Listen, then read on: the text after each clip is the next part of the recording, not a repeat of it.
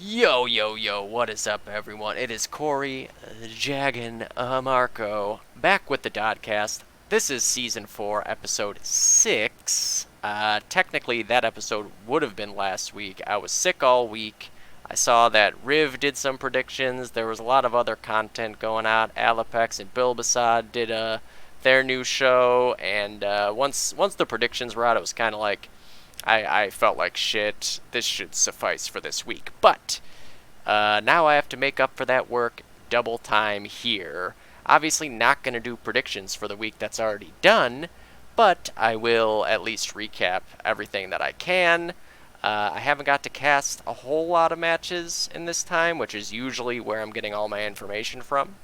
So some of these matches are going to be summarized based entirely on screenshots and speculation, as is often the case. But we will do the best with what we've got, the tools we have in hand. What I'm going to do to begin with is recap 2 weeks ago, so Armory.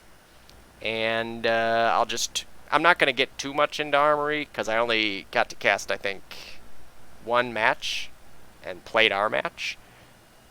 Yeah, I didn't get to cast hardly anything from that. So I will just kind of like sift through it as quickly as I can, because otherwise this episode will be a classic 2.5 hour Dodcast, which I haven't done that in a while. And I would like to not start again today. But why the fuck can't I find the... There it is. Okay. I'm an idiot. 1, 2, 3, show me Discord. There we go. Alright. Just gonna jump right in. Recapping Armory, that's Lennon. That's gold. Let's get into silver on Armory. So, I can hear myself somewhere. Haha. Alright. So, of course, as is the requisite way we do these recaps, we want to check in on NOA. I did get to see a bit of NOA playing the other day. It wasn't this match, it was their Anzio match. But, as you can see there, washed up. Takes him down. NOA 963-32 on Armory. Just pop open these screenshots, take a look at everybody here. I know I got to see Meep and Eclipse both have some pretty good mechanics from what I could see. So I feel like those are the Riley Staffer Hong Kong Mafia players on this team. If you want to compare it to CIS again, obviously it's a little bit different scenario, but it looks like Eclipse didn't actually even play in this Armory match. But yeah, I saw a bit of Meep and Eclipse playing on Anzio, and they look like mechanically they're pretty damn good players. So they have a pretty good baseline to get better quicker. But as you can see here, PB with 41, ProStar 37, Casino 36, Reptar with 30, Bullet with 33, 14 on 3-sided quarter. And on the other side, Meep with 25, 23 on Shuan, 18 on iJab, 17 Solo Pup, 16 Mouse, 15 for Blue Cactor. And then in the second half, 45 on ProStar, 40 on Casino, 36 on Bullet, 37 on PB, 33 on Reptar, 18 on Quarter, 28 for Meep, 24 for Shuan, 17 on Mouse, 16 on iJab, 13 on Solo Pup, 9 on Blue Cactar. Obviously Washed Up was going to win this game. Nothing to really talk about there, just continuing the reps for NOA as the season goes on, trying to get better and better. Obviously, this is a map that's new, well, not new, but new enough to everybody, so I'm sure it was interesting for them to dig in on that, but 963-32 for Washed Up over NOA on Armory. Getting into the next silver game, that looks like it's... No. Okay, here we go. Next silver game. So, Nogo versus Romario. This was a pretty big game for the silver division. As you can see, Nogo takes it 228-145. So, obviously, pretty close game there. It ends up being 83-point victory, which is 2 caps.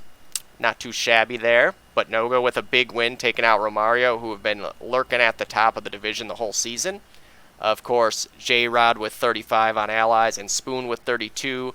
Dedro with 28 on the bar, so it looks like Apple was sniping here. He had 22. Sapphire with 26. She had a really nice 5K Garand movie clip that I saw the clip made of. Oh yes, we've got a Dodcast visitor here, Zeus. Yeah, Saf had a 5K Garand cap out clip that I was very jealous of. I don't have it on hand or else I would play it. Matthew with 18, and 22 on Apple, I think I already said. And then on the other side, so this is a 148-point win on the Allied side here for No-Go. 30 on Rafinha, of course. So good all the time. Lobaton, 29, performing. I think he was probably thirding there.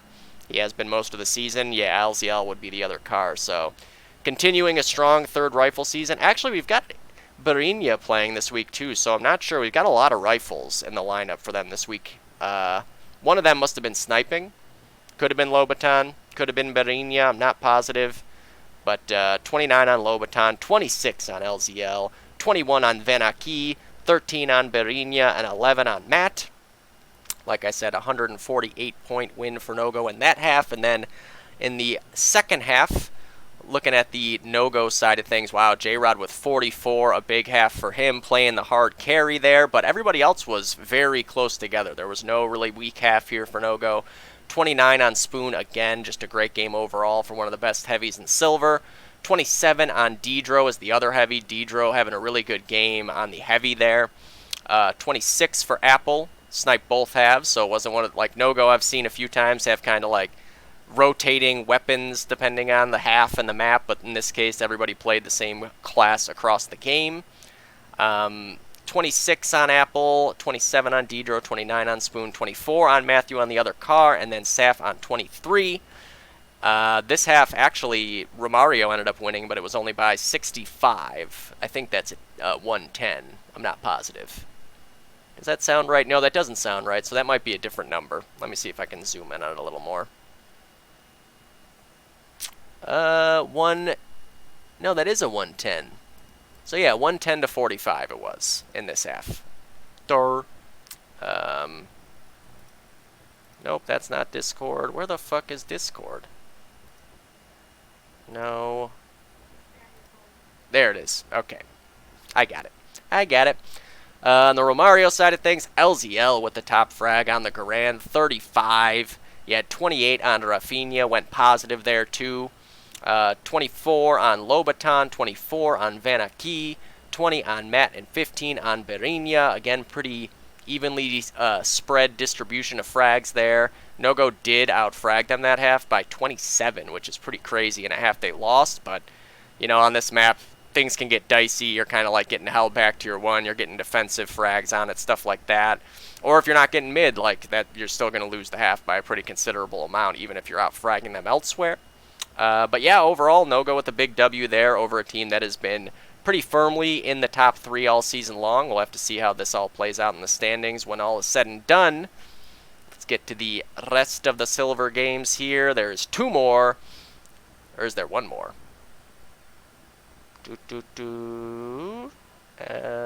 Sob and Shut Up. And okay, yes, this was a big one too. So, first we'll look at Sob and Shut Up. We're trying. That was a 53-point win for Saab, 199 to 146. I really wanted to cast this game and see Shut Up We're Trying with the new lineup in play. And it looks like it was a fun game. I did not get to cast it, obviously. But, oh my goodness, I'm having even more trouble reading these screenshots. Not sure if it's the resolution of me or the resolution of the screenies. Let's see. Okay, I opened it up in the, Internet Explorer. So, first half here on Allies. Shut Up We're Trying actually won the half by 20. Kills were very close, within about 10 of each other-ish. But for Saab, you had Bilbasad on 14, Scotty on 29, another good car half for him. Nightmare, 33 and 29 on the STG, just continuing to get the feel for that heavy as the season goes on, which he did not heavy the next week, but whatever. He's getting the reps in on the heavy. He's just going to keep raising up that frag total. Yanni JN with, I believe that's a 28, but it could be a 26 as well. Toki on the Sniper, 21, and Kingyo on the Stas, 21. And on the Shut Up We're Trying side, Aim Tech getting back out onto the rifle, no longer sniping here. Top frags with 34. Illusion with 27. DB, the new sniper, I think that's a 28. Nicholson on the third, a 28, I think, or a 26. This has got to be like either it's a 1024 screenshot or I'm fucking blind. I don't know. It's very difficult to see, though. Oh, I can see it on the phone a little bit better. Yeah, there we go. So, it was 29 on DB. 20... Oh, wait, no, that's the second half. Whoops. I'm looking at the wrong half. So, 26 on DB and 28 on Nicholson, 23 on Crawd, and 17 on Big Willie Dose. So not quite the full new lineup yet for him. No Stark in this game. Okay, and then let me open up the second half bad boy here. There we go, and then I'm going to just look at it over here. So for Saab, we had Scotty with 20 on the Garand. They won this half by 73, by the way, so that's where they got the big dub. 20 on the Garand for Scotty, 23 for JN. Sniping, Toki, 29, good half for him there. Nightmare with 28 on the bar, ended up over 60 overall there. Heavying, 21 on King Yo, and 28 on Caleb on the other bar. You know, familiar map. Obviously, it's not Murderette, but Caleb has played a map very similar to this many times using numerous classes. I know that I certainly watched one of his movies not that long ago where he had a bunch of bar kills on Murderette, so, you know, very capable of playing on the heavy class as well. And then on the Shut Up We're Trying side, Crawd with a big half there, 31 on the STG, 36 for aim tech on the car, so he ended up with a little bit, 70 on the dot overall. Really, really good debut back on the main rifle. Illusion with 30. 28 on DB, had a great first game on the sniper here for Shut Up We're Trying. 22 for Nicholson on the third, and then 16 on Big Willie Dose. You know, a really good game all around by both teams. It just looks like Saab ended up holding on to Bridge for that little bit longer. Maybe they got one extra cap. Tough to say for sure. I didn't get to watch the match. That's the bummer when I don't get to cast these matches, but so I can only speculate. Looks like it may have been a cap out, one more cap, but it could very easily have been just holding for another 5 minutes. I don't know for sure. However, Shut Up We're Trying, this new lineup I think is going to be very, very dangerous going forward against anybody on any map. This map is a little bit of a wild card, certainly. Like, everybody's kind of equally unfamiliar with it overall. I know I had to play it and play a route that I've never played on it before, so it's a little bit of a variable in the whole thing, but big win for Saab once again here, 199 to 146. Shaking up things in the standings even a little bit more. That silver division continues to be fucking nutty. And then the biggest game of the week, I would say here, Insomniac Gamers versus Spicy. Insomnia gets the W, 256 to 183, 73-point win, just about 2 caps. I don't remember if that was what I think I was kind of split on who would win this, and I said that Die Life and Stealth and Dillard would be, you know, they'd come up huge, of course, but that it was going to be tough to see. A little bit of a coin flip on who would get the win overall. And it looks like Die Life, Stealth, and Dillard, of course, did do the job as they always do. That dynamic rifle duo of D's in Die Life, Dillard, and wow, Stealth, Jesus. But let's just get into the actual scores here. 84 to 63, Spicy actually wins their allied side. Going to be interesting to see if we get some kind of a feel for what sidedness this map is. I want to say it's allies, but I don't know. The lofts are a little bit funky, and I know that those have been getting worked on and changed, so maybe that'll make a difference. But 36 on Riv on that STG, just continuing to be a major X-Factor heavy in the silver division for Insomnia this season, always coming up big. Very explosive player, as he's always been. 29 on Pibian, again, one of the top 2 or 3 snipers here in the division. 28 on Sean. You never see him get less than 25 kills, basically, so that's no surprise. 28 on 9, so that heavy team of Riv and 9 with a really good half there on Axis, which is a tough, let me tell you, having just got done whenever these matches were, having to heavy on this map. Axis side is a pain in the dick, and they had a really good half there. 64 kills between them, really nicely done. Nick had like a whole 17 and 16 on Hip. And then on the Spicy side, obviously the big story, Stealth, 42 and 24 on Allied side sniping. I know in the preseason, like, little tournament there was, Kevin went insane on this map sniping both halves. Was like 1,010,000 or something. So 42 for him there. Stamp with 26 next in line, good half with the bar. 24 on Twist as well. So, like, it was a good matchup between the heavies, it seems like, on that route. That route is tough.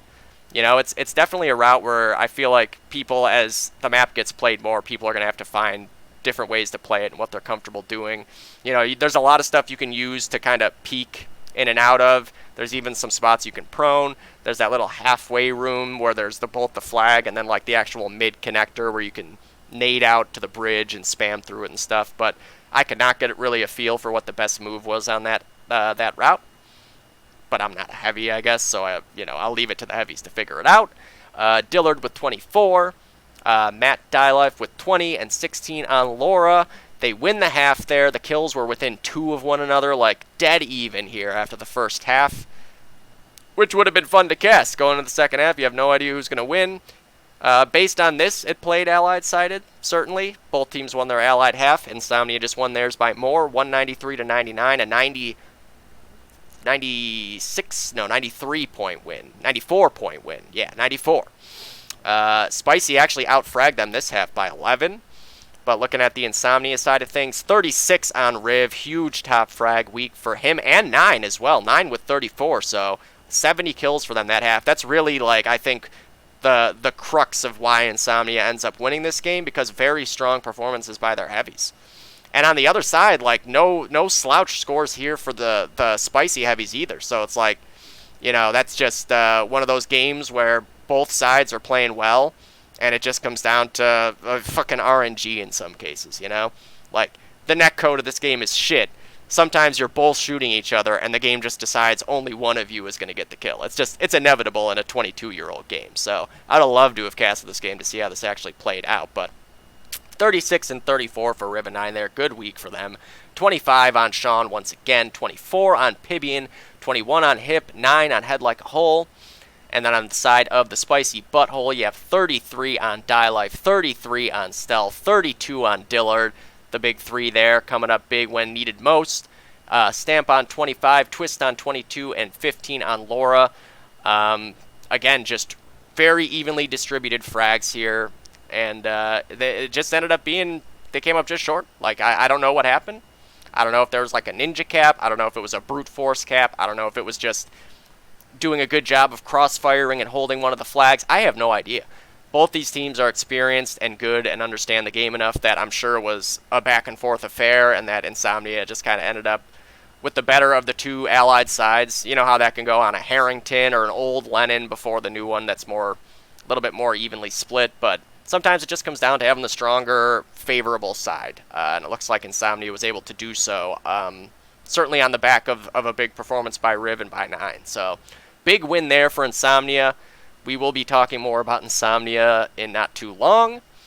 Okay, on to the Gold Division in Armory. We got one there, and then the NSA versus Over game I also got to cast. So, let's start with NSA versus Over here. NSA wins 335 to 94. I mean, this was just a really, really good game by NSA all around. Everybody did some crazy shit.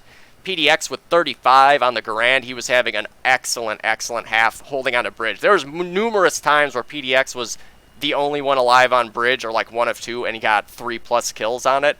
Found a lot of interesting spots to play from. Really using the map to his advantage and finding ways to not just be like standing out in the middle of nowhere. Like, that's what happens a lot of times on this map, I know, rifling. You're just kind of like standing in the middle of bridge. PDX was using all the topography to his advantage on the bridge, getting on the sides of it, playing from the docks, playing from the cap box, playing from where the table is, and just hitting his shots, as he always does. PDX has been having an insane season. Like, this is, I would say, the best. I just said it to him the other day that I think this is the best individual season we've seen, certainly in gold of KTP, but I'd say overall, when you take everything into account, and it was no different in this match. PDX looked insane. 35 and 21 for him, 33 on Taylor, 31 on Leo, just another strong week for Leo. You know, he might get lost in the shuffle because of how good a season PDX is having, but Leo's doing what he does always, just continuing to perform week in and week out. 24 on Bud and 22 on Nick Patton, but I can tell you Nick Patton had a really fucking good Axis Af. I caught a lot of that. On the overside, Saka and Kumkum, 32 and 30 between the two of them there. Just, I mean, when those guys are on, it's tough to beat them. This was a real crazy rifle battle on a very favorable rifle map between Saka, Kumkum, and Ana. on the bridge up against, it was actually Bud as the third rifle in this game with Leo and PDX. Very, very fun game to watch and cast. 24 on Mata on the sniper rifle, 21 on Till, 18 on Caffrey, 14 on Anna. This was about a 148-point win here on the Allied side for NSA. Just doing NSA things. Like, they're just so fucking good. Doesn't matter the map or who they're facing or what classes they're using. I can't stress this enough. They could pick their classes out of a hat and they would beat all of us. Okay, but Allied, or Axis side, I mean. So looking at this game, I do remember Leo got the MVP here with 68 kills. One short of the magic number, but 37 on Axis on that car. Lots of multi-kills. It's multi-kill after multi-kill. You had Taylor and Milo, both dual Untering on that heavy route. 34 for Milo, 26 on Taylor. As experienced a heavy team as there is playing together, period, in the game. They've played together for years, heavy together for years, and it shows. It's very, very easy for them to outman any other heavy team because these guys understand what one another are going to do and how to play off each other and play support to one another when necessary. So just a very, very elementary game for them, just doing what they do. PDX with 30, Bud with 26 on the stats, and then Nick Patton, this half, the guy was just hitting every fucking crazy shot you could imagine. I know I saw one really ridiculous movie clip where he got 4 scope kills on bridge, and one of them was just a really ridiculous shot. And then he pushed up, got another 3 kills. One of them was a pre-fire, mid-range, no scope that was just insane.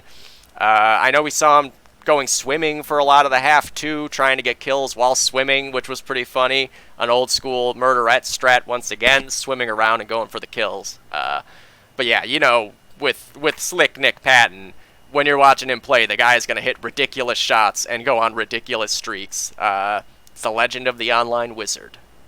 And then on the over side of things, by the way, the score 136 to it looks like 43 this half. Again, the resolution has gotten me a little bit, but whatever. We saw the final score. For over here, you had Caffrey on 26, Till on 27, Mata on 23, Kumkum on 23, Saka on 19, and Anna on 16. Over just ran into NSA on that. Really, there's nothing more you can say about it. You're playing against NSA. It's just, if you don't have every single player having the best match that they've ever had, it's gonna be impossible to beat them. Just look at the team that NSA has, and this is they can swap this lineup around in numerous ways. This is with Bud playing in third rifling. Bud can also play in heavy, and Debo could be playing in third rifling. Debo could be heavy. He could be main rifling. He could be sniping. You could have Taylor rifling or heavying. You could even have Taylor snipe. He's done that before. You could have Taylor car bar. You could have PDX car bar. You could put any of these guys on the sniper rifle, and they will do their job as well as I can. I can tell you Milo played against us on this map, and he had a 16 kill streak with a sniper rifle, so he can snipe too. NSA is just clicking on all cylinders. Good luck to everybody when you draw these guys any week on any map. It's pretty much mission impossible. The closest game I think that there's been with NSA this season was the Icy Hot game on Harrington, where Icy Hot looked pretty good at first, but then they kind of fell into the trap that you fall into on Harrington, where you get very, very focused on capping out on your allied side, and you end up walking into a crossfire and all dying, and then you lose mid, and then you get capped out on. NSA do that all the time.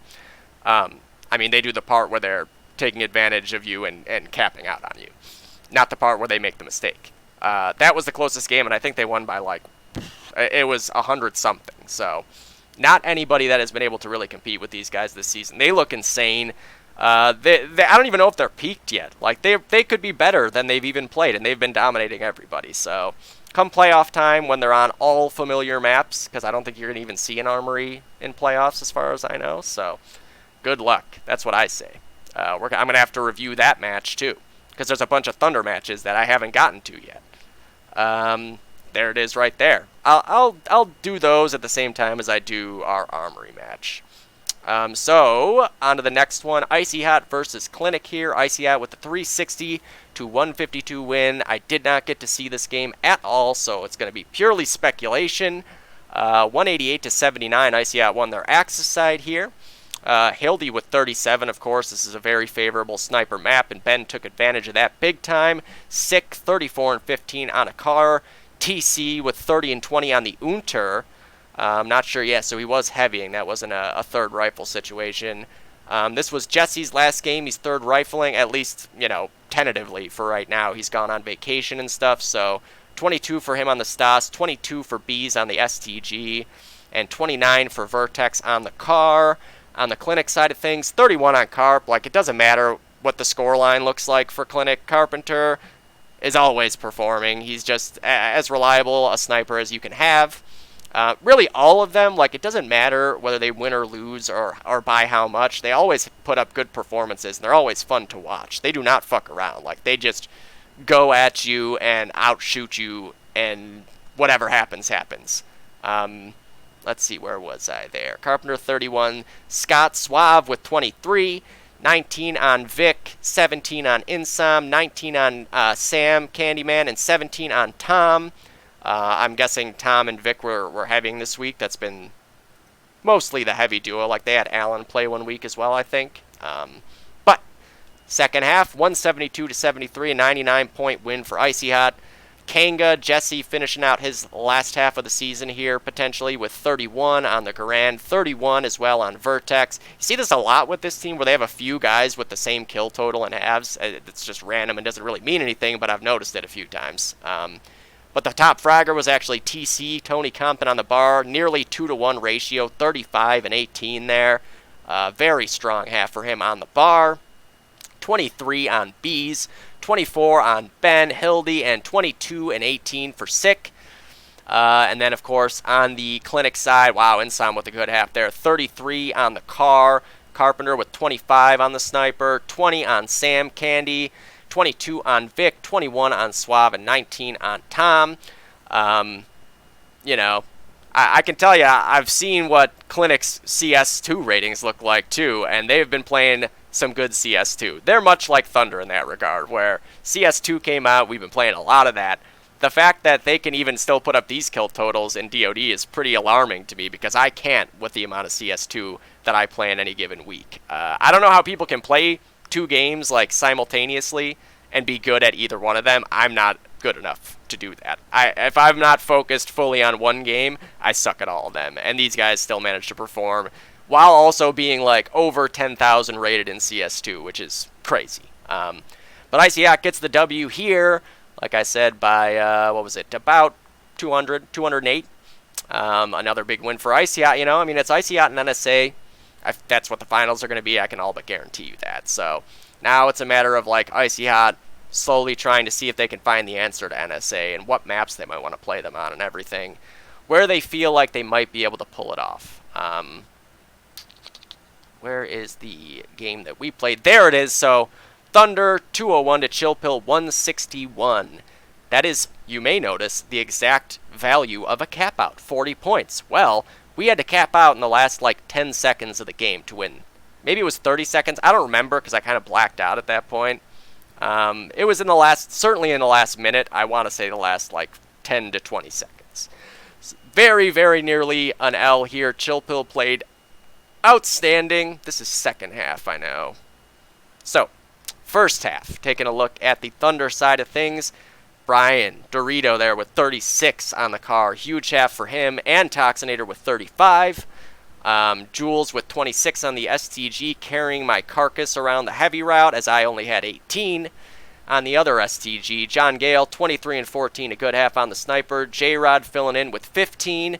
And on the Chill Pill side of things, Milo ringing with the top frag on 29. Arachnid, a good sniper half there, 25 and 22. Timo, Colin dropped 27 and 23. As always, very, very reliable player. You know what to expect from him. 26 on Gal, Andrade, and 17 on Chi. As you can see there, Chill Pill won this half. They did a really, really good job of just controlling the entire map. We had difficulties getting mid. I forget if they capped out. I want to say they did. But it could have just been pure... I think it was pure hold points. I think they came very close to capping out on numerous occasions, and they just had bridge most of the whole half. And then towards the end of the half, I think we got it back. We're able to make up a few ticks, and every tick ended up mattering when all was said and done, clearly. And then here we go. So the second half of the game, 123-65 we won, and that was due to a last-second cap-out. On our side, Jules, Tox, and John Gale all had 29. J-Rod with 23. I had 20. Dorito with 18.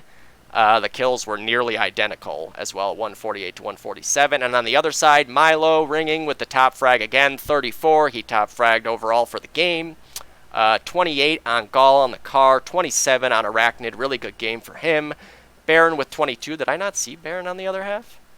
I don't think I mentioned Baron. Yeah, no, I didn't. Baron with 15. I did not. I was going in order of the kill totals, and then I fucked up and went back and forth. So just to clarify there.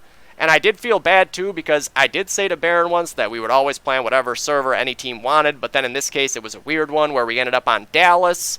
I was confused by the whole thing. I think it was because like there were players on our side that had bad routing to Atlanta or something, and so we ended up on Dallas instead of Atlanta. I figured we would play in New York. I'm not sure. I don't know. It was a whole shit show, but I did feel bad that we didn't end up just playing in whatever server they wanted in the end. But yes, so 34 on Milo, 28 on Gall, 27 on Arachnid, 22 on Baron, 19 on Chi, and 17 on Timo.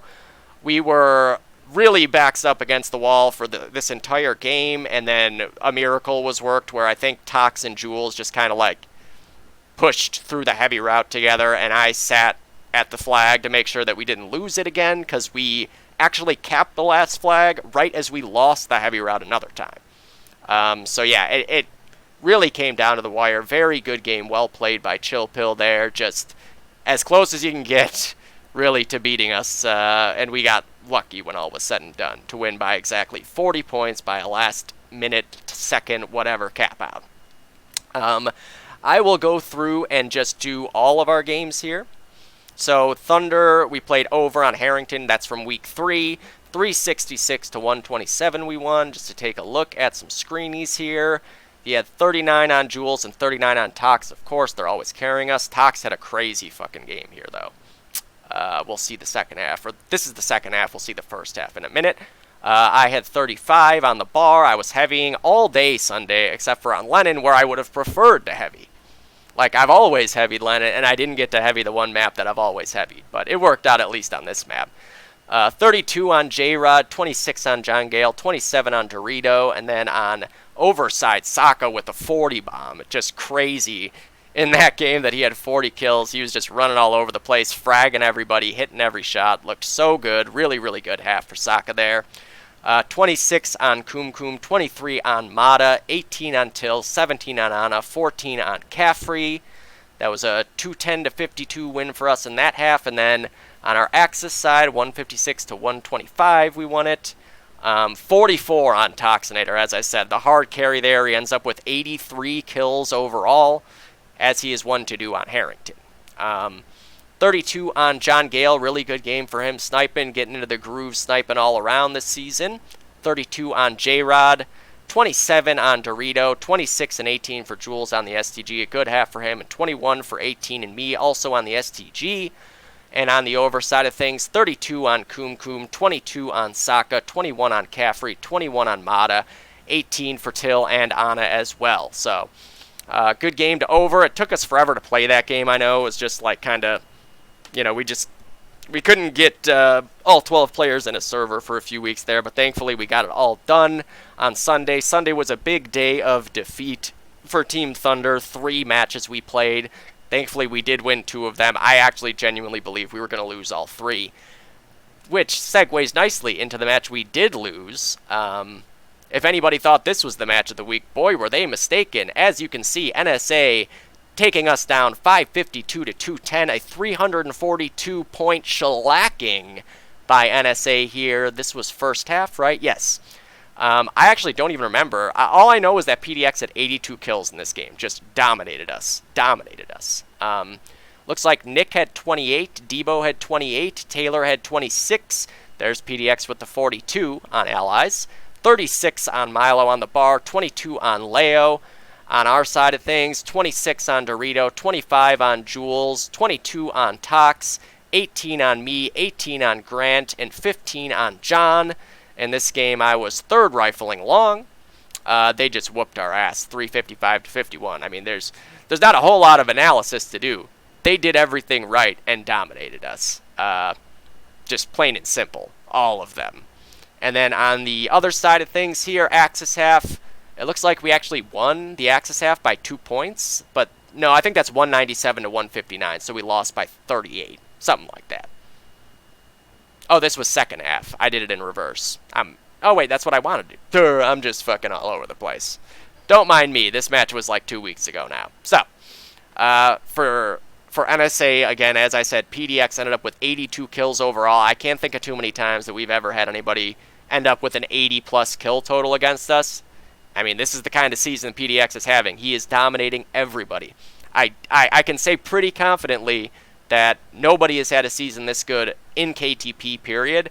And I think the only season I can think back comparatively where, like, I was actually had screenshots from a lot of it to know for sure, where there was somebody who put up similar kill totals so consistently would have been the first season that Tox got to start carring for Thunder. I know that season he had 50 kill halves like 4 or 5 times. He had multiple games with over 100 kills. Like, that first season he got to car is the only other season I can think of where there was one player individually having such a dominant season. And I would say competition-wise, you look at the game now versus the game back in whatever it was, like 2011 or something when that happened, this is more impressive. Back then there were certainly a couple of really good teams at the top, but I think that the average overall skill of teams at that point was not as high as it is now. Like, I would take any of the teams that are in the bottom 4 of the standings in gold right now up against pretty much any team at the same level of the game back then, and them being able to compete with them and beat them. So PDX just having a legendary season for him individually, leading the way for a team that's having a fucking legendary season. I don't think anyone's going to even win a half against them at this point. But Debo had 24, 22 on Taylor, 21 on Milo, 19 on Leo, 17 on Nick. And on the other side of things, we had Toxinator with 34, Jules with 30, Dorito with 29, me with 17, it looks like, Grant with 22 on the bar, and 17 on John Yale. And yeah, just, again, domination. That's all it was. Pure domination, 552 to 210. If anybody thought, like, oh, man, this should be a close match, right? No. None of these matches will be close when NSA plays anybody. They're just that goddamn good right now. Like, unless a team really decides to go all in and put the time in and try to figure out a way, you can't just keep ramming your head into the wall against these guys doing the same shit you always do. It's not going to work. They're too skilled from top to bottom. All of them are really, really good players. They all understand the game as well as anybody, and they play well off of each other. You can have an all-star team all you want. There's been plenty of them over the years. I mean, Elephant is the best example in 2005, where it's like some all-time legendary DoD names coming together, and they just could not play together. They just could not play together. They had that initial, like, honeymoon period in the first season of Invite where they made the finals with each other, and then they went to CPL 05 and just fell apart. Didn't even place in the top 8, I don't think. Like, all-star teams are not the answer. It's more about being able to play together as a unit and understand the way your teammates play and work off of that, and NSA has all of that. All of it.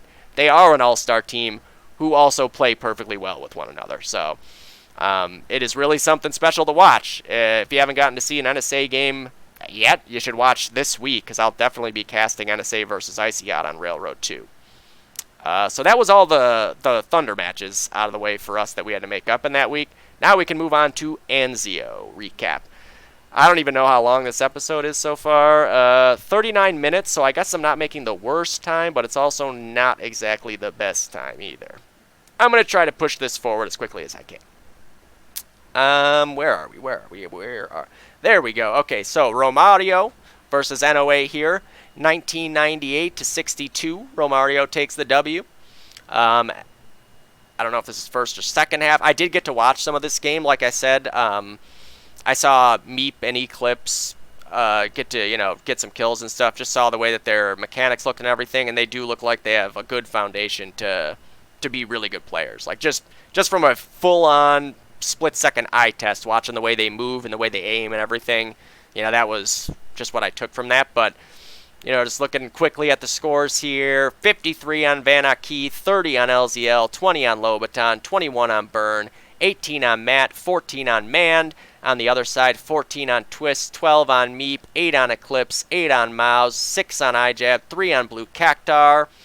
And then the other half here, you got 38 on LZL, 36 on Lobaton, 25 on Van Aki, 23 on Matt, 22 on Burn, and 17 on Mand. Twist with 25, 14 on Meep, 18 on Eclipse, 13 on iJab, 4 on Mouse, 0 on Blue Cactar.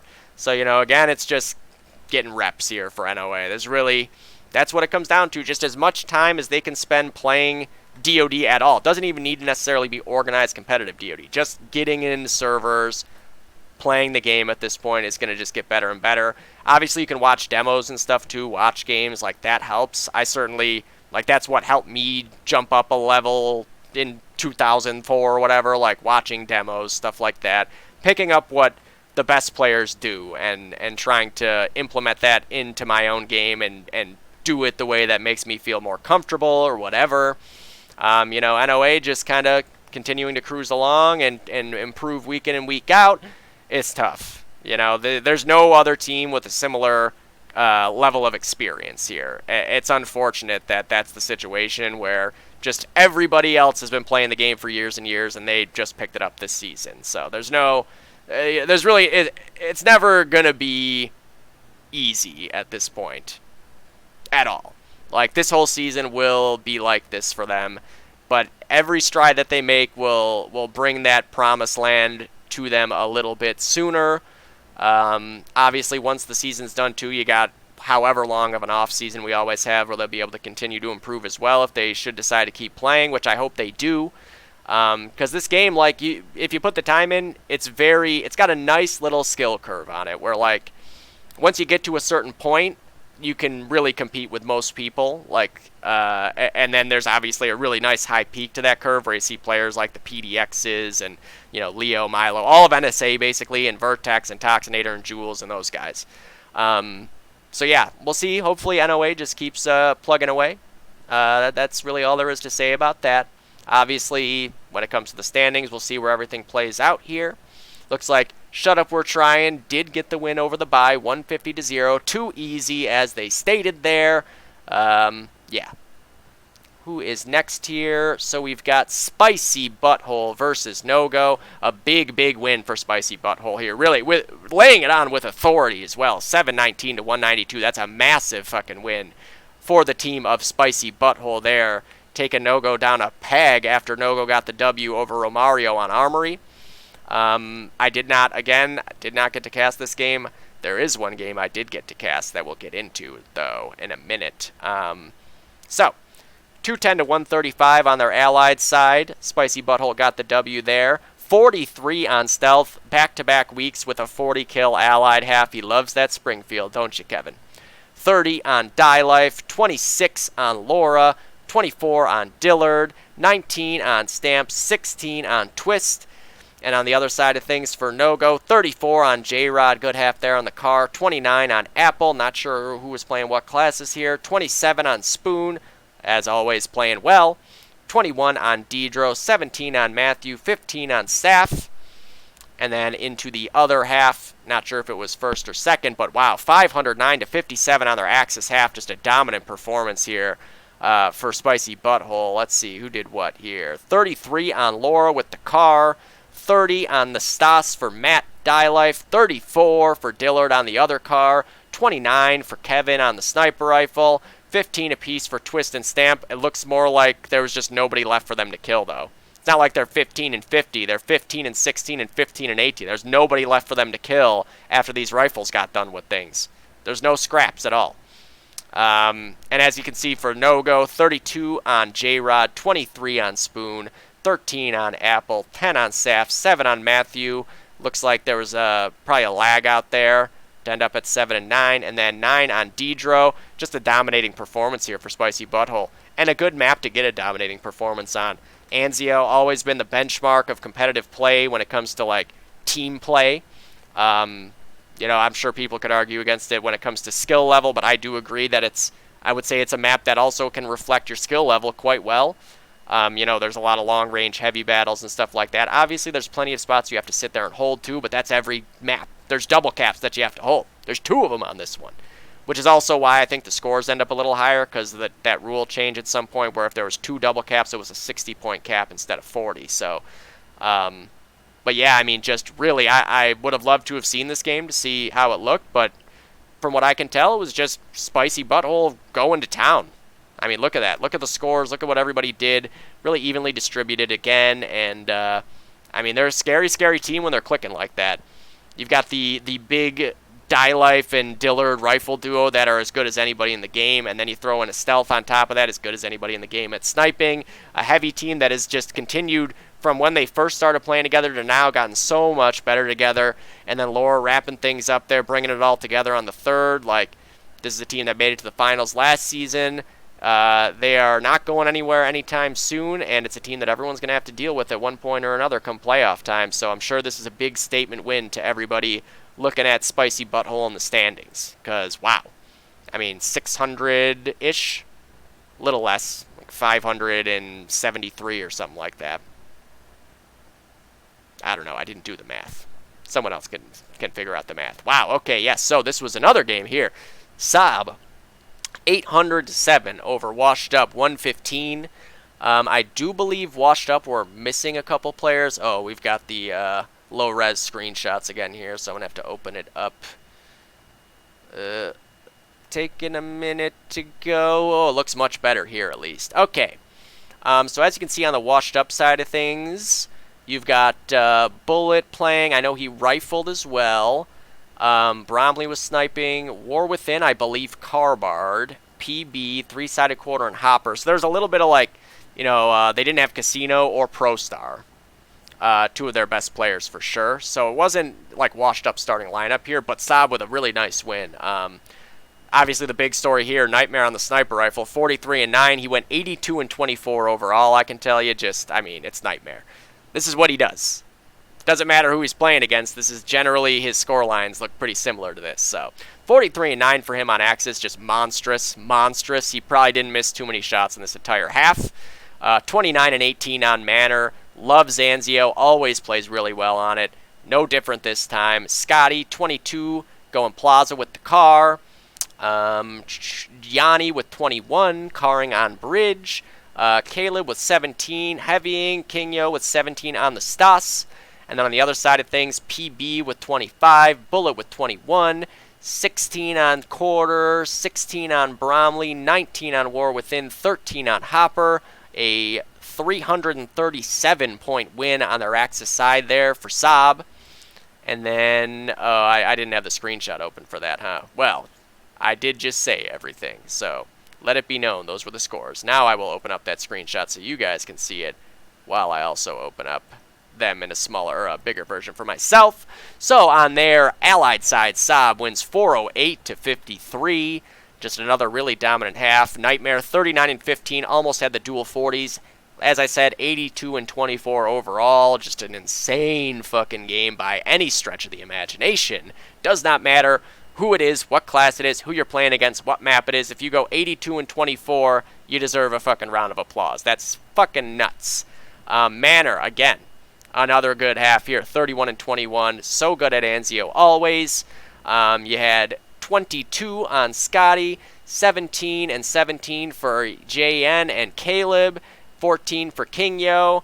Manor, Nightmare. Technically, usually the heavy duo, in this case, Nightmare on the sniper rifle, though. But those two guys just had a really, really good week here. And on the washed up side of things, PB with 27, Bromley with 23, 21 on Bullet, 21 on War Within, 18 on Hopper, 15 on Quarter.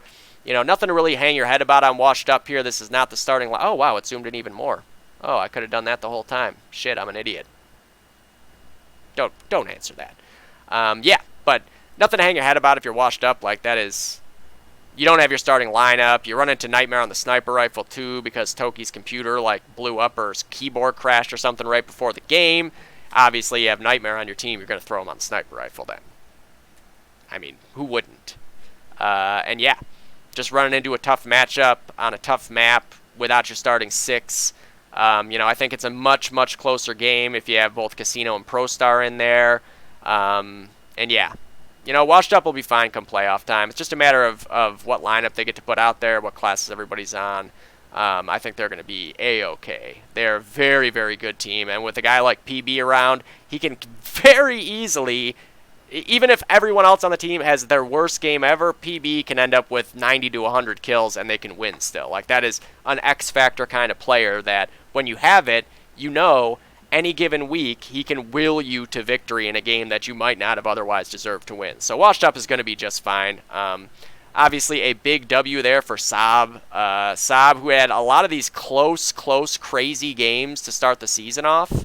And now they're finally getting to see the dividends of those games, catching up some of those wins that they were this close to getting in those first few weeks. Now they are getting them. And getting them with authority as well. Obviously, that's a huge win. We'll have to check out the standings after all the recapping is done, and we're going to move on to the prediction portion of things. But really good game there to Saab.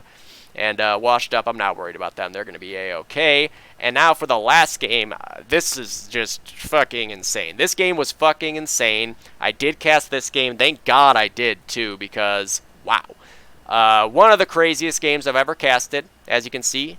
Insomniac Gamers, 526 to 478 for 3H. So ends up being a 48-point win in the end, which is less than that 60-point cap, you may notice. Many of you, I'm sure, watched the game. It was absolutely nuts. So 3H was doing really well. So the Insomnia wins this half, obviously. This is the second half of the game. This is the first half of the game here. Very, very close still after the first half. 209 to 168.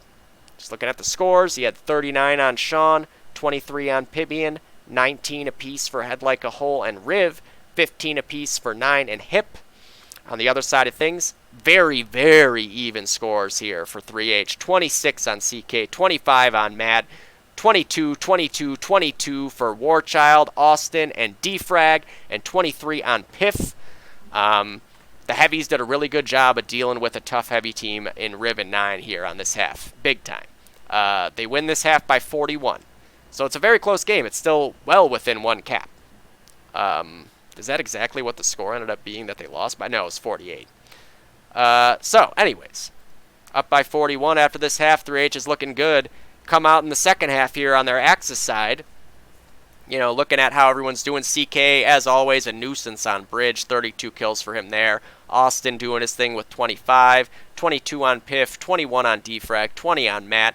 Defrag stossing Plaza as well, which is a tough job. I can attest to that. I just had to do the same thing, and then I can't kill people in one shot. It's rough. And Johnny with 22 over there. Did I not say Johnny's score in the first half? I feel like I didn't. Oh, I did. Okay, he was one of the 3 players with 22. Defrag, Johnny, and Austin. All right. Lots of good clips for Johnny on his allied side, I know, as well. I caught him a couple times on the stream doing some crazy shit. But, okay, so to 32 on Riv, 24 on 9, 23 on Hip.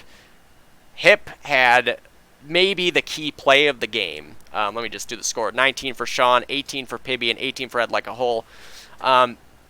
Maybe you can't call any one play the key of the game. It's a 40-minute game, and a lot of shit happens to get to that point. But 3H was up by 3 caps. I think they were up by 4 caps with 7 minutes left, but they were up by 3 caps with 4.5 to 5 minutes left. They get 1 cap, right? Then coming out off the initial, Hypnotic gets 4 Garand kills on the bridge to secure an allied side bridge cap. As we've said many times, you're going to get Plaza on allied side 99% of the time. So suddenly, with, under 3 minutes left, they need 2 cap outs. They're in control of the map, right? So it takes them a while to get that next cap out. And I know I said it around that 4.5 to 5 minute mark.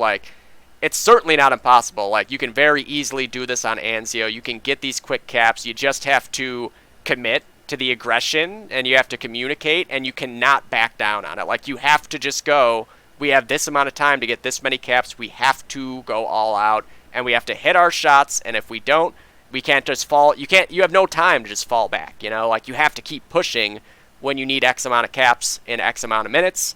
So I believe Insomnia got that next cap with around a minute left. Might have been under a minute. It might have been like 57 seconds. I don't know. I uploaded the cast, so everyone should go watch it, because this is one of the craziest games that I've ever casted, for sure. One of the craziest games that I've ever watched in DoD. It was so back and forth from the start. Cap, cap, cap, cap, cap, cap, cap. Everybody was capping back and forth. 3H looked like they were in full control, up by 3 caps with under 5 minutes left. And just like that, Insomnia decided, we don't want to lose this game. We'd like first place heading into the playoffs in a few weeks. So, under a minute left, Insomnia gets that second to last cap. And it's like, well, they've got 50 whatever seconds left to do this. It's very doable. We'll see if they can do it. Everybody goes running straight forward.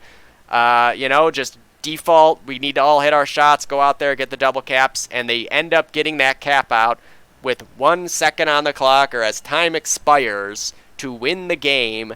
I absolutely, like, you could see it just slowly forming in front of your eyes, like, oh my god, they got this double cap, oh my god, they got this, oh my god, they've got street, there's not really anybody left on the first flag, oh my god, they're coming up, are they going to be able to get it, oh my fucking Christ, they actually did get it, they actually fucking capped out and won, 3 cap outs in 4.5 minutes, or whatever it was, really fucking nuts. Like, what a game to both teams, you can't say it enough.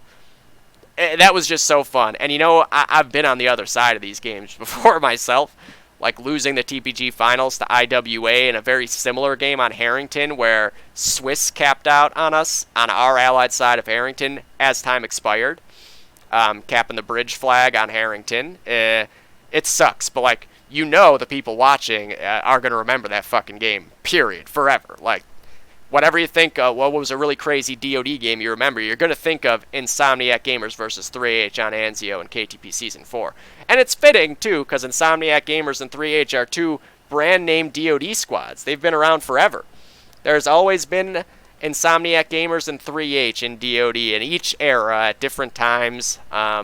Very interesting to have it be those 2 teams that have such an awesome game, but come up, come on. Oh, it's okay. I've got a Dodcat here.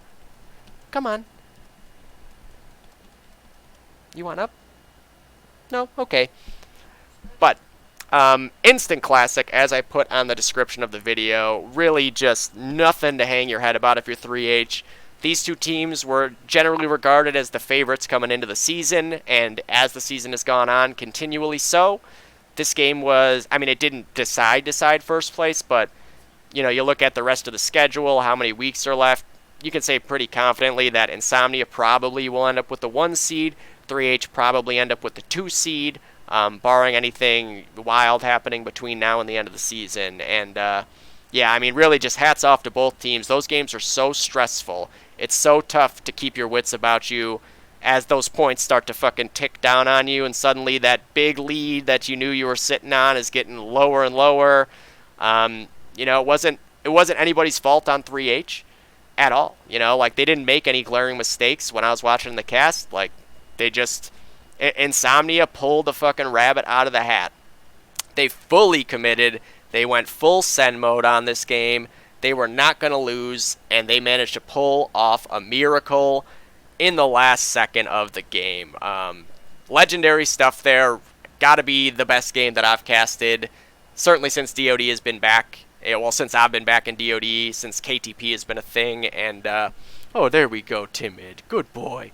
Now I've got a cat up here to celebrate, right? Look at you. Look at you. Say hi. Oh, yes. You're so cute, aren't you? Little lion man. You little lion man. Okay, so that was the end of the silver games for the recap. I'm way behind schedule. Oh, you want a kiss? Okay, thank you. God, I need to just keep moving now. All right. Where were we? Okay, so, again, I didn't get to cast any other games on Anzio either, which is unfortunate, because, again, I have to speculate a lot of what happened in certain games. I really wanted to cast this game, and I'm stupid. I didn't realize when it was. I thought that they were going to be playing another day, and I just spaced out, so I didn't get to see it. But I was planning on doing this game. NSA beats over 992 to 176. I didn't get to see any of this, but we'll check it out here. Let me open this bad boy up in the browser again. I know with lower res players, it can be a little bit tough for me to see on here. One moment. There we go. Okay, so 643 to 70 for NSA on their Allied side. You had 25 on Taylor, 25 on Leo, 25 on PDX, 24 on Debo, 26 on Nick Patton on the sniper, and 36 for the top fragger Milo on the bar, of course. On the overside of things, 29 on Saka, 22 on Caffrey, 17 on 50 getting in this week, 16 on Kumkum, 13 on Mata, and 13 on Ana. Not sure what the classes were in general for them there, but I'm sure somebody could tell me after the fact. And then into the second half, or maybe not the second half, I'm not positive. Let me open this one up in the browser again, too. I don't want to get the scores wrong. So we had 30 for Taylor on the Stas. I'm guessing he was kind of swapping between Stas, Unter, and STG. I don't know. I don't know that for sure. I'm just assuming. 30 on PDX. Another strong week for PDX. I can't talk about it enough. You had 28 and 19 on Milo. Looks like he might have top fragged overall. Yeah, he must have. 62, I think. 23 on Leo. 27 and 16 again for Nick Patton, keeping it uniform across the board.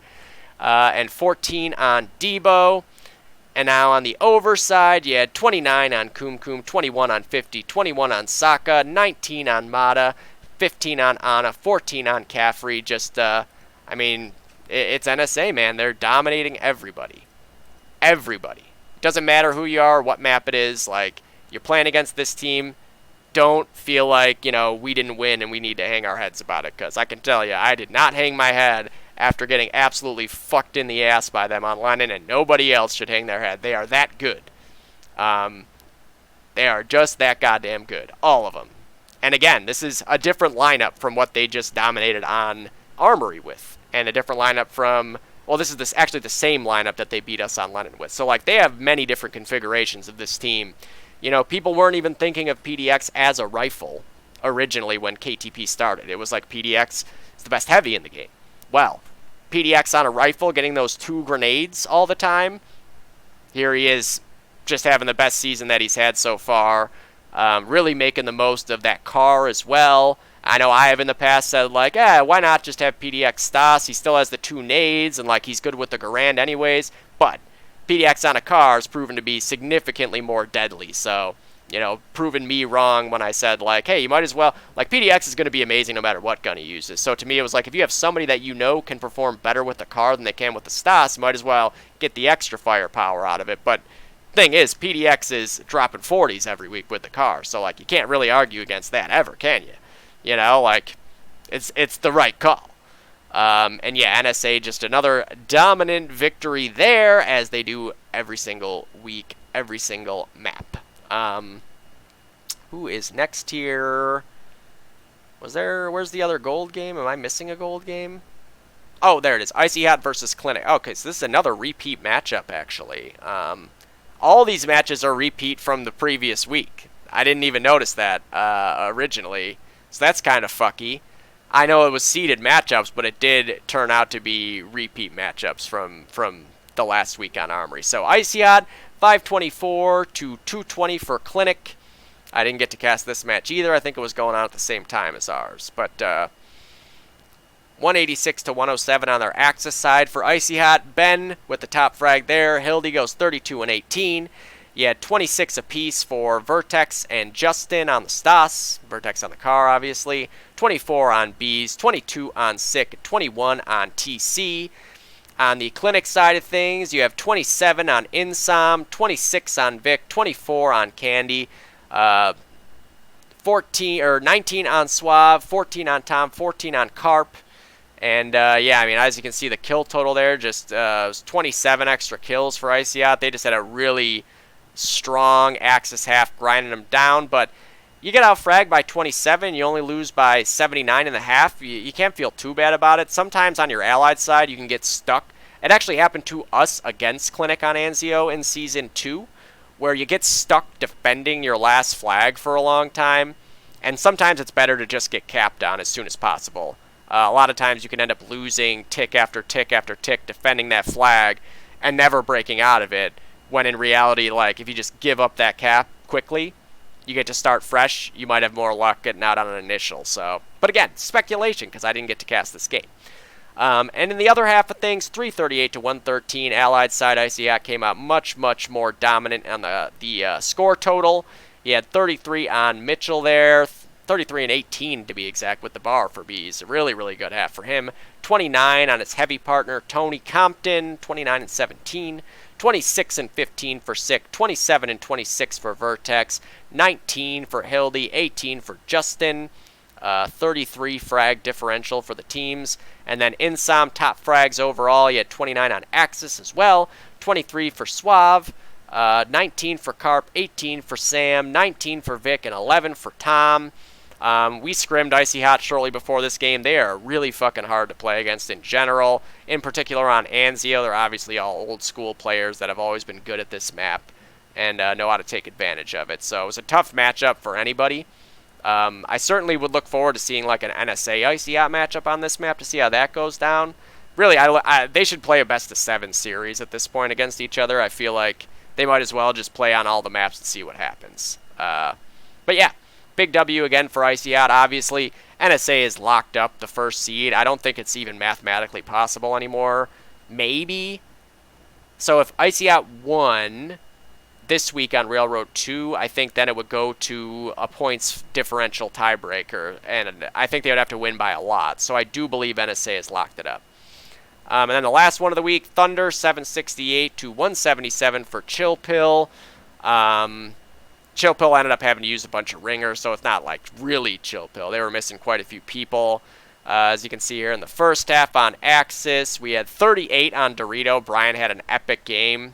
That's like a vintage Dorito performance carring bridge on Anzio, I would say. 25 on John Gale sniping, 25 on Tox on the car, 22 for Jules heavying, 21 for me on the Stas, and 14 for Grant on the STG. On the other side, Booten with 27 on the bar, 22 for Colin on the Garand, 18 for Stealth, ringing on the Sniper, 16 for Golf, 13 for Kaboom ringing, and 12 for Warchild. And then in the second half, but that was first half. This is the second half. So who did what here? Jules with 30, Tox with 32, Brian with 30. I had 26 on the Garand, 20 for John Gale, 16 for Spec Ops. On the other side, Colin with 23, 18 for Gall, 17 Stealth, 12 Booten, 10 Warchild. Not sure what Kaboom ended up with. Yeah. That's that. Chill Pill, they were missing like half the team or more at this point, so it is what it is. It's unfortunate when that happens, though. I know having to use a bunch of ringers fucking sucks. And yeah, that does it for all the recapping. I would like to take a look at the standings before I get into predictions, though. Where, oh where are the standings? There they are. Okay. Standings. And then let me open this bad boy up. Oh no, I'm so far behind schedule. Oh, this is my own fault. No one has to say it. I accept. What if I go like that, and then I go like this? There we go. Wow. Alright. It's going to be a little different looking this stream because I lowered the resolution to try to have it not FPS spiking all over the place. So, looking at the standings here, let me get over here onto silver. Whoa, why can't I move over onto silver? Do I really have to go like this? I guess I do. Alright. Come on. Come on. Alright, so as you can see there, I need to get all the way over to the point differential. Alright. So, Insomniac, sitting at the top, 5-1. There is 2 weeks left in the season, but just looking at everything all taken into consideration, they've all but locked up that 1 seed. And then you've got a traffic jam here now. So you got 3-2 on Romario with a nice big point differential there. They actually have the best point differential in the league, as they were able to beat 3H and Insomniac. Those are big wins to have in their pocket, so that if Insomniac were to lose again and Romario were to win out, they would have the tiebreaker. That is one possible scenario where Insomnia doesn't get the 1 seed, but Washed Up right there at 3-2 as well. 3H right there at 3-2. Spicy Butthole right there in 3-2. Sob and No-Go 3-3 apiece. That's a huge traffic jam. No clue where anybody ends up in these seedings as of yet. And for Shut Up We're Trying, they could easily end up at 3-3 as well and see themselves in a tie situation here. Wait, so 3-3, that's not as many weeks as there are. How many weeks are there in this season? 9. Okay, yeah, so they have some makeup games to play, it looks like. Do Shut Up We're Trying. So they could see themselves end up at like 6-3. Guess they've got 5 games left to play here. It looks like one. I don't know if the bye is supposed to count as a win or not, but they should have that bye win if they don't already. Because I know that they did beat somebody else too here. They beat Romario, which is a big win to have again for the tiebreaker. But I mean, man, there's a lot of DoD left to be played in silver. Obviously, Insomniac controls their destiny. If they win out, doesn't matter what else happens because they've got 1 loss and everybody else has at least 2. But if Insomniac loses 1 or 2 more times, things start to get real crazy in the silver division. As it is, they're going to be bonkers to figure out who has seeds 2 through 4 and then some. I look forward to seeing how this all plays out. Wow, look at Sob's point differential too now. They actually have the highest point differential there, 27-35. Jesus. 1, 2, 3, 4, 5, 6, 7, 8. No, I don't think that's how that's supposed to be. But anyways, on the gold side of things, I mean, look at the PD here for NSA, plus 1708, doubling up what anybody else has managed to do this season. They are literally twice as good as anybody else. Icy Hot just behind them in record, obviously with a loss to them in hand. They play each other this week on Railroad 2, so that's going to... I think that the way this works now is for Icy Hot to get the 1 seed, they would have to win by 824, 1708, that's 9. They'd have to win by like 900. 884 to be exact. And on the Thunder side of things, we're pretty much locked into the 3 seed. We play against Clinic this week. Clinic could potentially move up a spot with a win. Chill Pill with a win and Clinic loss, I think, would end up... Actually, I'm not sure. Well, Chill Pill hasn't won yet, so Clinic must have beat them. So yeah, Clinic has the tiebreaker there. So I think most of this is pretty well locked in now. It might all be locked in, to be honest. And not fully locked in the number 1 seed, but ICI would have to have a crazy... To win by 900 on Railroad 2 is a feat, let me tell you. But to win by 900 on Railroad 2 against NSA as well, nearly impossible. I would say impossible at this point. So, yeah, probably locked in. But man, I need to fucking burn through these Preds, because holy shit. Having the double week of recap has really fucked me over here. Alright, Railroad 2. What do we got here? Okay, Spicy versus NOA. Let me get in here. You'll have Laura, Stealth, Twist, Stamp, Dillard, Die Life. For NOA, they have had a few different rotating pieces in their roster, but I say iJab, Blue Cactar, Meep, Eclipse, Mouse, and probably Shuan, I think, has been playing more often than not. Yeah, I mean, obviously, there's not much to say here. NOA still learning the game, still coming along. They have a lot of ground to make up. Spicy Butthole, one of the best teams in the division. It's going to be an impossible task. You know Spicy Butthole's probably going to win. Definitely going to win. Unless NOA is, playing DoD all week and it really, clicks for them or something, but that's not really how it works. So, you got to say Spicy Butthole by, whatever, 800 to 1,000 or more. I forget how the score totals look on Railroad 2. It is a 40-point cap. So, yeah, I'd say, about 1,000. Obviously, the point differential stuff is interesting to see with the way things have gone with the NOA games all season, but we'll see how that all plays out in the end. We got Shut Up Insomnia, Romario Washed Up, and 3H No-Go. Okay, so Shut Up We're Trying versus Insomniac Gamers. Where is Shut Up We're Trying? I like this lineup of Nicholson on the 3rd, Illusion and Aim Tech on the cars, DB on the sniper, and Crawd with Stark on the heavies. It's a strong lineup. And then on Insomnia, obviously, after that absolutely ridiculous, dramatic win against 3H, you'll have Sean, Head Like a Hole, 9, Pibian, Riv, and Hip. But there is always the chance to see a Corey Price, to see a Purdy. You never know. Certainly, you see Corey Price get in that game, and that is a serious, serious threat to just kill your entire team all of a sudden. So, whereas Head Like a Hole is more of a support player. Like, you don't he doesn't try to like go off and kill the whole team. He plays his role really well. When Corey's in the game under any circumstances, he goes off on fucking runs. So it brings a new dynamic to the lineup when Corey gets in there. Let me see here. So, man, Shut Up We're Trying and Insomnia. This is tough because I think Shut Up We're Trying absolutely could surprise them this week. This is the kind of thing where if Insomnia lets the foot off the gas at all, just looking at like the record of Shut Up We're Trying, which I don't think this community is so small, like everybody knows what the teams are and the good players on the teams and what they're doing and why their records are what they are. So I don't think Insomnia is going to take these guys lightly. They're a very skilled fucking lineup on Shut Up We're Trying. Very, very skilled. And on a map like Railroad 2, where a lot of stuff can come down to fragging one another, rather than like holding for tick points and stuff like that, certainly with the way the newer version of Railroad 2 plays, it's not as favorable to, like, for example, as an allied sniper, sit in allied loft. You're a lot easier to kill up there. You're a lot easier to kill in ticket. For the Garans over there, the windows have been lowered.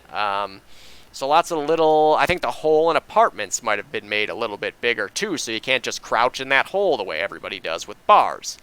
You know, they're going to be banging heads like a couple of Rams fighting it out. I got to take Insomnia here by like 20 to 30, but Shut Up We're Trying can absolutely win this game. Absolutely. The records are very, very deceiving on what this matchup is. And this right here could be the way that 3H can find themselves back in a position to maybe have that loss to Insomnia and not be the end of their chance at the 1 seed if Shut Up We're Trying can play spoiler on Insomnia this week, which I believe they are very, very capable of.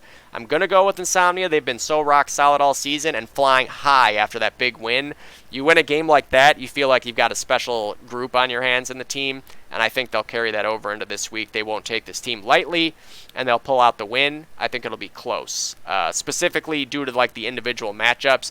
DB versus Pibian on a map like Railroad 2, that's a fun fucking sniper matchup. Illusion and Aim Tech versus Sean and Hip, or Sean and Corey, whatever it may be. And then like the Head Like a Hole versus Nicholson, or Corey versus Nicholson. Like, these are all very, very interesting coin flippy matchups. And then the heavy duos of Stark and Crawd versus 9 and Riv. Man, it's such a coin flip when you look at it piece by piece.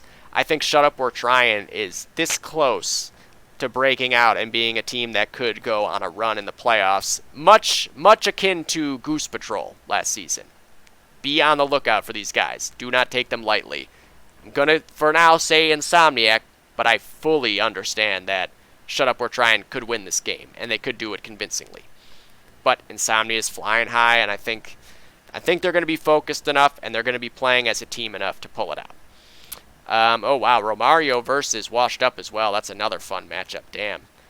So, for the Washed Up side of things, hypothetically, they're starting... Oh, they have Secretly on the team. Did I just not notice that before? I don't think he was on that roster before. That's another fun wrinkle to this lineup. Hypothetically, you say Bromley on the sniper, War Within. So they swap classes. I'm just not going to even try to pick their classes. Say Bromley, War Within, Pro Star, Casino, Hopper, PB. But you can swap Reptar in for a rifle there too. Obviously, Reptar been a really, really good rifle since KTP started. Secretly, same thing. He got to play that 1 season. It was immediately an impact player. And, of course, if you got a bullet in there, he can go train with the best of them. I experienced it personally myself in 2004, and there was a little old movie made about it too.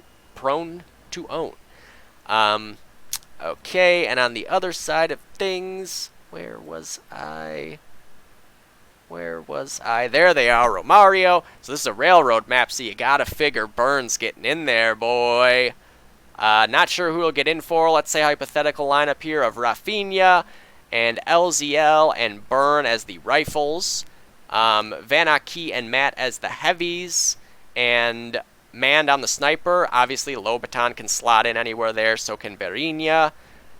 But on a railroad map, you know Burns going to be in there going train, raising hell. Romario, always been a strong team on the railroad maps, not the least of which is because of Burns' play in train car. They got the upset win over 3H in week 1 on Rail Yard. Obviously, 3H didn't have their full starting lineup, but still impressive nonetheless. Man, I don't know. This is another really tough one for me to call. I think that Washed Up, if they have like their best 6 playing, they might be able to neutralize that train car situation, which is where a lot of the chaos comes from playing against Romario on this map. Obviously, Washed Up was missing a few players last week. I don't know if that was just coincidental that a lot of guys were missing, or if it's like something that's going to be going on for the remainder of the season. What the lineup's going to look like. Romario coming off a tough loss on Armory, and then got to play NOA on Anzio to get him back on track. Man. And I know that these two teams, I think, have actually played each other on Railroad 2 before, and they were also close games. Man, I think I'm going to go with... I got to go with Romario by 3 points. Man, it's tough for me to say that, because when you look at the Washed Up team, like, you know, if you got ProStar playing and heavying with Hopper or with Bullet or whoever you want to put on the other side of the heavy, and then you got PB with War Within or Bromley or Secretly or Reptar or Hopper, whoever.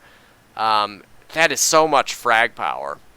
And PB on this map in particular can be a massive X factor, because obviously the map, you know, it all floods out into one another. You can really make your way around the opposing flags quickly and rotate around the map really easily, and Justin knows how to do that as well as anyone. I mean, I will say, if Washed Up puts that best 6 out there, I think that they can take this 100%, and I think that they could actually take it by a lot when you look at like who their impact players are and how many kills they're very capable of getting. Right now, I'm going to think that Romario is going to be really bearing down, getting ready for the playoffs going forward, and they're going to be ready to go this week. They're going to have an idea of what they want to do, and that the Rafinha is going to come out looking to match up head-to-head with PB and find a way to pull it out. But, man, I this is another one where like I could literally flip a coin to decide this. I have no very clear idea on who's going to win. Washed Up, coming off a tough loss to Saab, is going to have a fire lit under their ass, too, which could be another factor in things emotionally and could lead them to the victory here. But I picked Romario as my dark horse championship winners. That's been the main thing that swings me every time they're playing a team that I think is going to be close. I can't go back on my word when I said I thought they were the dark horse to win. So, going to pick Romario by 3 points. But I would say that that's like a 65% chance that they're going to win. You know, like it's not even... really, it's more like 50-50, but if I'm going to pick one team, it should be more than 50-50, right? Okay, what is next here? Where are we? We've got 3H up against No-Go. This is another interesting one, too. For No-Go, where are you guys? Where are you guys? There's 3H, but I want to go to No-Go. There they are. So, Dedro, J-Rod, Sapphire, Spoon, Apple, and Matthew has been their main 6. And on the 3H side of things, you got Modger, CK, Austin, Defrag, Piff, and Warchild are the starting 6. Depending on who's missing, you could see a Bear in there, you could see a Big Bird, you could see an Alapex, you could see a Jane. Obviously, they've got reliable backups there. I don't know, are you guys going to have your starting 6 this week? Is this allowed to be said on the cast? We don't have any information on that. Huh? Yeah. Okay. So, I don't know if they're going to have their starting 6, but I assume they probably will. This is an interesting game, but I think 3H is going to win. I have seen No-Go pull off some crazy shit on Railroad 2. Certainly J-Rod, I don't know if he's going to like take the car long, or if he'll go back to playing 4-way and ticket like he used to do. Spoon and Apartments is going to be a major sticking point for No-Go. if Spoon and somebody else can counteract the Modgers and Piff heavy team in Apartments, or if it's a car there with them, like a CK. I assume CK will go 4-way, though. That's the path to victory for No-Go, getting Apartments control. Spoon and whoever else is going to go there on Axis, and then Spoon with Dedro on Allies, I think has been the heavy duo they've been going with. But I'm going to go with 3H. After that tough fucking loss, these guys are not going to let another one slip through their fingers. They're going to be ready for this game. Railroad 2 is a map that each and every one of them individually are very strong on. And yeah, I don't see 3H, after having that win slip through their fingers, letting this one do the same. So I'm going to say 3H by 37. They will be ready. You heard it here first. So 37 points under a cap. And I think that J-Rod will have a really, really big game here. He'll have another 70-plus kill game. I think Spoon will be around 65 to 70 as well. But they're going to need to take those things in concert with one another to actually parlay it into map control, rather than just like having the kills, but we don't have this part of the map or this part of the map. And so things are kind of like going downhill very quickly. So that does it for the silver predictions, I do believe. Right? Silver. Yes. Okay. Man, lots of tough ones to call in silver every fucking week. Like, most seasons, the predictions I'm doing any given week, it's like, yeah, you have a pretty good idea of who's going to win. This season in silver, almost every game, you could do a coin flip on. Like, it's really tough to know for sure. Oh, Milo changing settings on the AC. What a smart boy. Okay, so the match of the week is very obvious this week. NSA versus Icy Hot. Thunder versus Clinic. Good luck, have fun. We played Clinic on Rail Yard earlier this season. Now we're going to be playing on Railroad 2. For Clinic, it's usually Tom, Candyman, Suave, Carp, Vic, and Insom. Sometimes they get Element in there. Sometimes they get Alan in there. You never know which one it'll be. And then on the Thunder side of things, I do believe this week is Toxinator, me, Jules, Dorito, Spec Ops, and John Gale. So the same lineup that we had for the matches last week. Good luck, have fun to these guys. Railroad 2, but it's a different version of Railroad 2. It'll be interesting to see how it plays. Nine's been hard at work on this version of this map for a while now. I like all the changes that have been made to stuff. Fixing up all the problems with the map was the main point of it. And they have been fixed. Although I saw something about like weird walls and ramps or something that I think is being worked on currently. So hopefully by the time the matches are getting played, all that stuff is ironed out. Other match on the gold side of things before the match of the week, Over versus Chill Pill. So on the Chill Pill side of things, if they have everybody, that is the key. Obviously they didn't these last couple weeks here that we've played against them, but it would be Arachnid on the sniper rifle, Chi and Booten on the heavies, Gall, oh, they do have Kaboom on the roster, so that wasn't a ringer. Okay, so maybe there's a little bit of a different configuration of this team now. I'm not sure. But, Arachnid, Chi, Booten, Gall, Baron, and Timo have generally been the starting six. Kaboom can slot in anywhere there. I don't think Ben has really been on to play at all, so I doubt he'd be playing. But Railroad 2, this is a map I've seen a few of these guys do a lot of crazy shit on. Let me tell you. Certainly, Colin going 4-way and Ticket is a nuisance to have to put up with on this map. He's ridiculous. And then on the over side of things, Kumkum, Mata, Saka, Caffrey, Anna, and Till have generally been the six. We've seen 50 get in there. And they have Riley on the roster now, too. Riley Staffer, which I would love to see him get back in and play a game after it's been a couple seasons. Man, he was so good. Railroad 2, over all strong players on Railroad 2. I'm not sure if they're going to keep the same classes for this matchup, if they're going to maybe switch it up. I know that they don't love playing Railroad 2 in general. Dating back to Season 1, I've known that. They never really loved this map, but their rifles are very good on it. Caffrey and Apartments, so good at using Apartments to be all over the place on the map. You never know where Caffrey's going to turn up. Suddenly he's in Blue Room, then he's all in Connector, and then, he's behind you in 4-way. Like, Caffrey's very good at using this map to his advantage for his playstyle and getting a shit ton of kills on the heavy as well. I don't know if you see Mata snipe. Do you see Till snipe? Do you see 50 get in there and play? Do you see Anna taking the Stas and Grand long? Who's going Train? Who's going Ticket?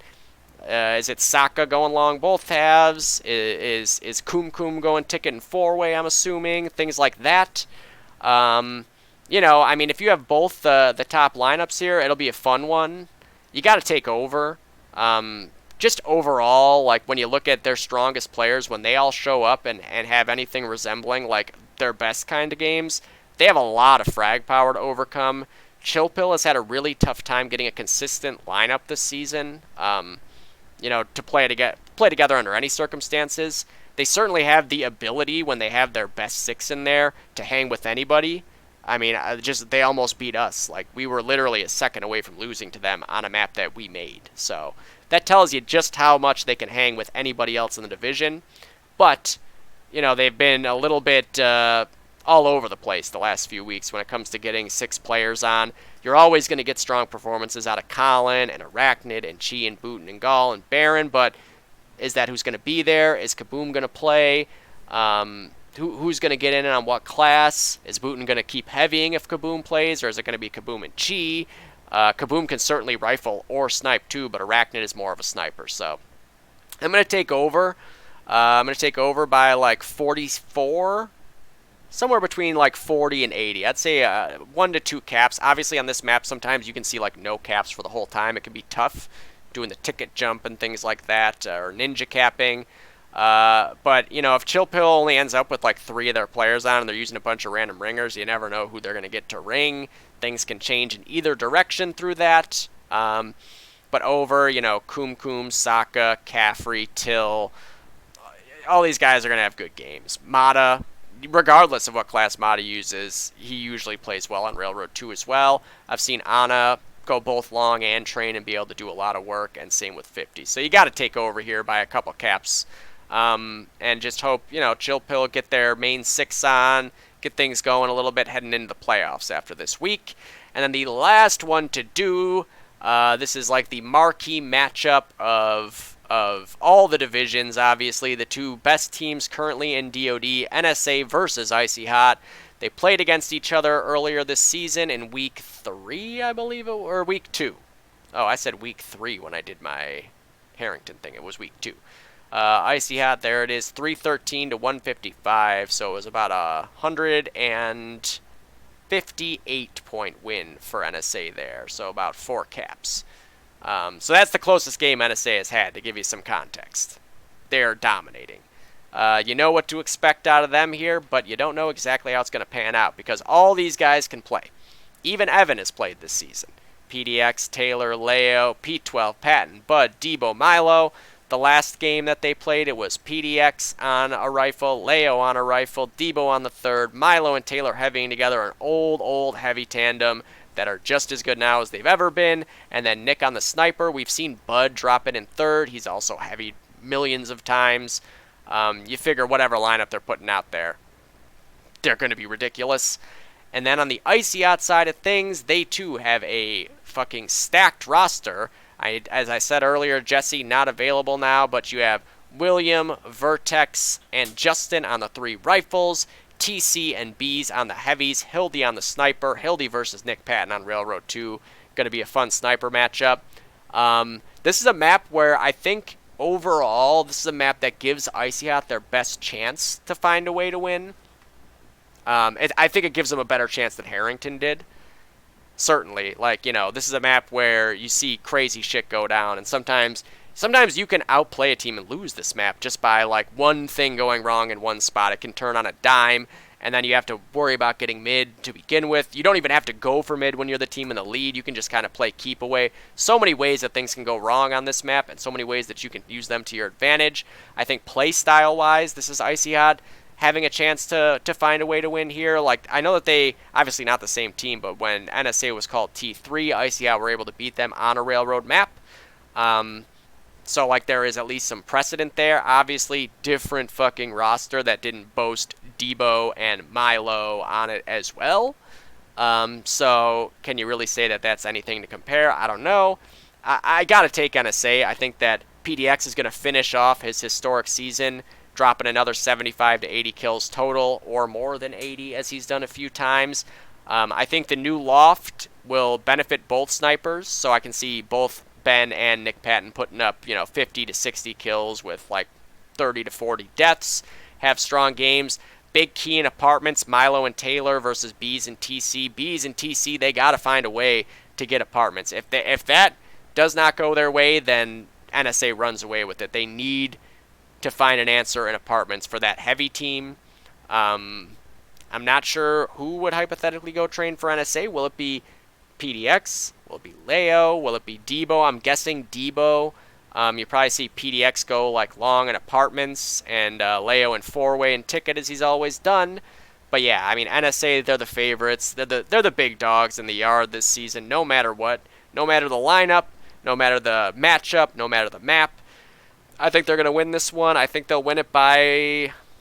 I mean, they won Harrington against them by like 150 something, which is like a pretty decent score on a Harrington. On a Railroad 2, if you look at a similar type score here, if Icyat hasn't found a new way to play against them and find an answer to all the matchups, you got to figure NSA by 96.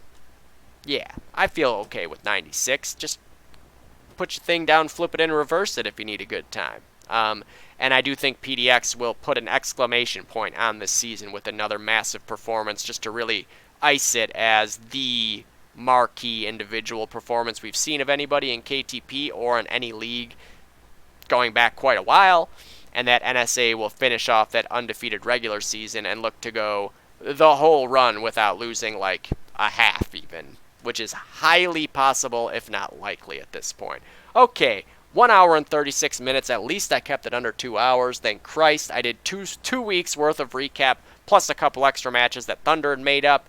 Again, go watch that Insomnia versus 3H on Anzio game. Holy fuck, that was insane. So worth the watch. I would watch it again myself at some point too. Just absolutely peak Team DOD being played on a competitive level, how back and forth that was. So exciting. Be there Sunday night to watch the NSA versus Icyat game. I will 100% cast that.